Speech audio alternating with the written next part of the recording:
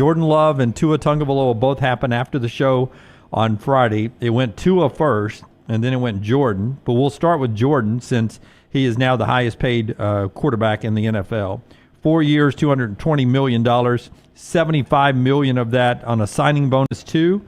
Gets $155 million guaranteed. Jordan Love got what he wanted to get. Well, look, it's what the market bears. You know, if you're looking at it from this perspective, this is what is amazing about NFL quarterback money now. We know it's the most important position in all of sports. But Jordan Love, as good as he was in the second half of last season, and he was great, statistically the best quarterback in the NFL in the second half of last season. Went on the road against Dallas in the playoffs, shredded them, but he's only been a starting quarterback for one full year. He is 13-16 as a starting quarterback in this league, and he is now the highest paid player in NFL history. He's got one playoff win. I know. It really is insanity, but it's the most important position in all of sports. There's not a more important position in sports than starting quarterback in the NFL. So you're going to overpay for it, just based on that. I mean, if I tell you something is the most important thing in your life that you have to buy, Dunaway, whether it's life insurance or car insurance or groceries, groceries, a type of automobile where I could say you got to have this automobile, you're going to overpay for it, right? I mean, you're going to make sure you've got it because it's the most important thing to have. That's quarterbacks. And you're overpaying Jordan Love. And you're overpaying the next guy we're going to talk about. I know that too. But you're overpaying Jordan Love based on the numbers you just gave me. Yeah, look, and if Jordan Love ends up playing like he did in the second half of the season, then you don't, because I think Green Bay ultimately will win a Super Bowl. And I just saw somebody say Green Bay, G. Curbo. 3 quarterbacks since 1993. That's impressive. Not only 3 quarterbacks since 93. Brett Favre, Hall of Famer, Super Bowl champion. Aaron Rodgers, Hall of Famer, Super Bowl champion.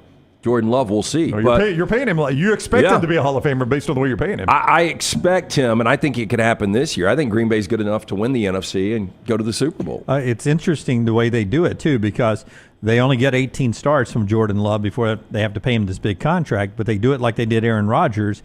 They let him sit there, mature, percolate, get some knowledge about the sport before they throw him out to the wolves to make him play. So they lose some starts, cheap starts with him, but they get a more seasoned quarterback that they have to pay earlier than some teams do. But the other side of that coin is what Lance said, is when you end up having to pay him, you may not know 100% what you got. Like, he's been able to sit and learn behind Aaron Rodgers, and that's great. And when he got his shot, he looked good.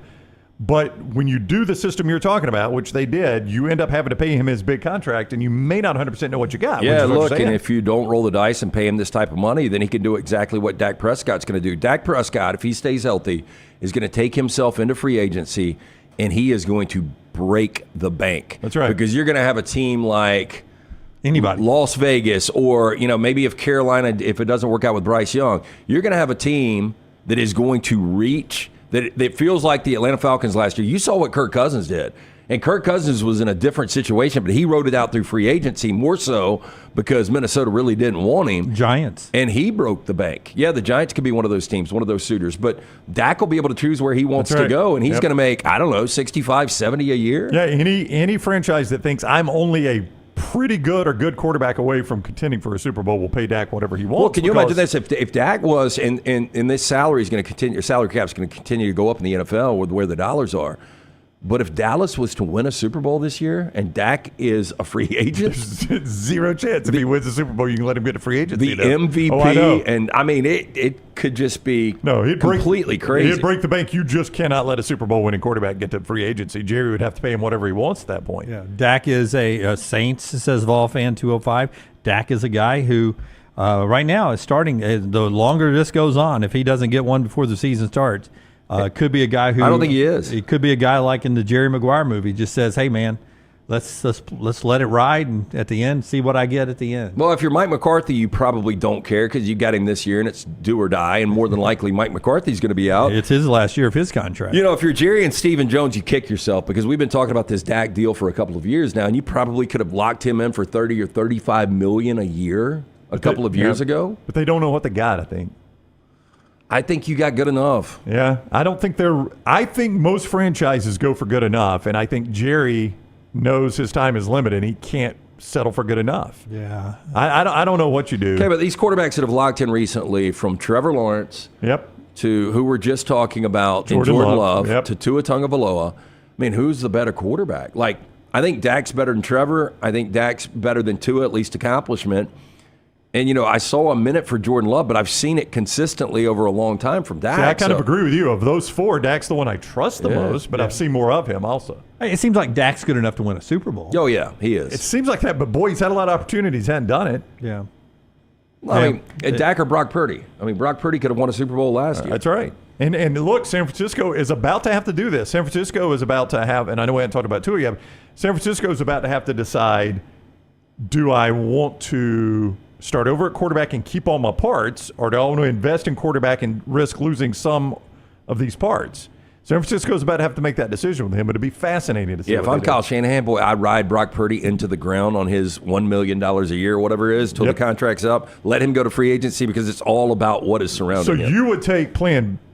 I would play the Dak. I would play the Dak strategy that Dallas has with Brock Purdy in San Francisco. Interesting. So just take best quarterback on the market at that point. I would. Yeah, keep all my parts and just keep drafting quarterback every 4 or 5 years. You may end up with Baker Mayfield, though.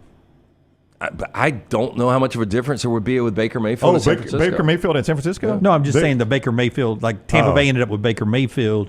You may end up with a Baker Mayfield-like player. I don't know if that matters. Well, I mean, like if San Francisco was able to do what the Falcons did and go get a veteran late in his career like Kirk Cousins, somebody like that, I mean, you're in great shape at that point. Yeah, I think you can pay 50 cents on the dollar for a quarterback if you're San Francisco with the roster right now. That's right, and that's what they're about to have to decide to do. Will says San Francisco is going to let Ayuk go. Well, see, then that indicates that they're probably going to go Brock Purdy. Ayuk wants to go. He does, but I'd lock him in. Again, that's what you've got. You've got Ayuk, you've got McCaffrey, you've got all those great defensive players, and you can't just keep all those and Brock Purdy at the rate you're going to have to pay him. Well, more contract stuff right now with Tua Tagovailoa.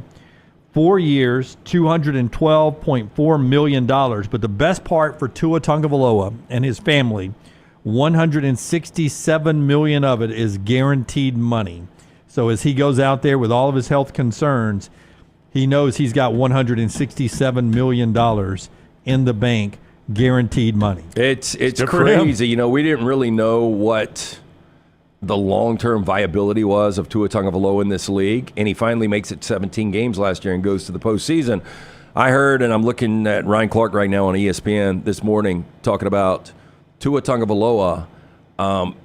Is he going to be able to play playoff games in Miami and the Super Bowl in Miami? Yeah. So the Dolphins, probably their best path to a Super Bowl is either the 1 seed in home field, or you pray that the 1 seed is Houston or Indianapolis. Dome stadiums. Or the Chargers or somebody like that, where you can play in a better climate or in a dome. It just does not seem like they can go to Kansas City or Buffalo or the Jets or any of those places like that in the postseason and survive. It just doesn't feel like they can do that. I watch, trust me, I watch them every time they go to cold weather. It's not a pretty sight. No, and I think Tua's a good quarterback, but you've got to have a quarterback that can win in all elements, and you got to have a quarterback that can stay healthy. Now, if he's able to stay healthy this year, maybe we drop the narrative. But, you know, last year was kind of the outlier. And you guys are watching. That was one of the cringiest things I've said when Tua went on mic at Dolphins training camp. I got it. Let's play it. I don't have it. So cringy. Cut 7, please, for me. Forrester showed me this. I had missed it over the weekend. Now, Saturday is a big around the league. The NFL does. Big fans. Fans come to practice a lot. But Saturday was a big day, and the Dolphins got a huge crowd out. And it was right after Tua got his contract. Here is the former Alabama quarterback on the mic. Listen to the crowd yelling his name dead away. That's more than Miami gets for a home college game.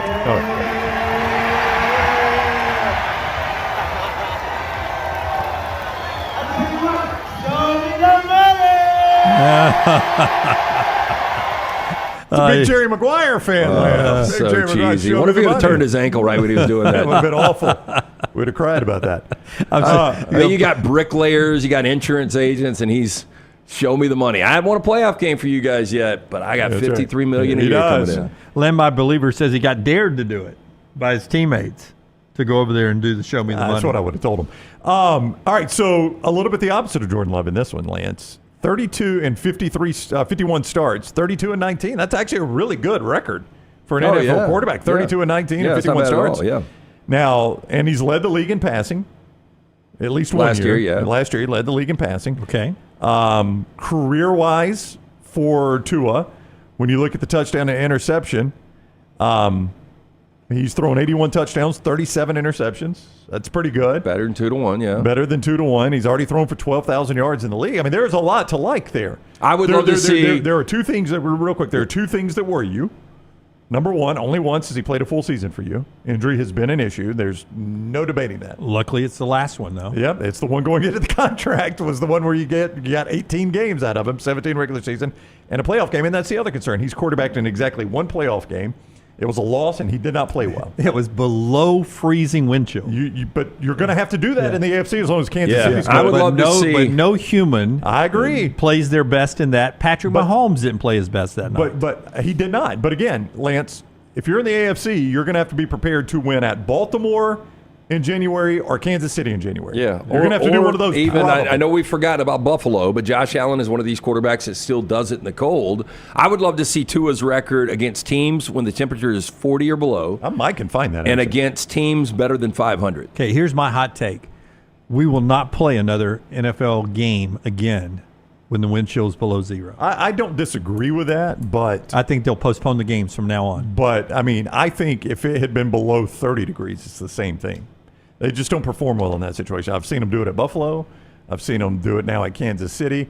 And that's the thing. And I didn't intentionally leave Buffalo out of that mix. They have to go play there at least once a year, sometimes twice, Lance. But if you're in the AFC, you've got to be prepared to win at Kansas City, Baltimore, or Buffalo in the postseason. Those are all really good teams. And they're going to have crappy weather in January. And Miami's not built for that. So Miami's path to Tua being in a Super Bowl is either, like I said, be the 1 seed or hope a dome team is the 1 seed. Or pulls an upset and you have to go to the dome team. I mean, that's your path right now until you can prove otherwise.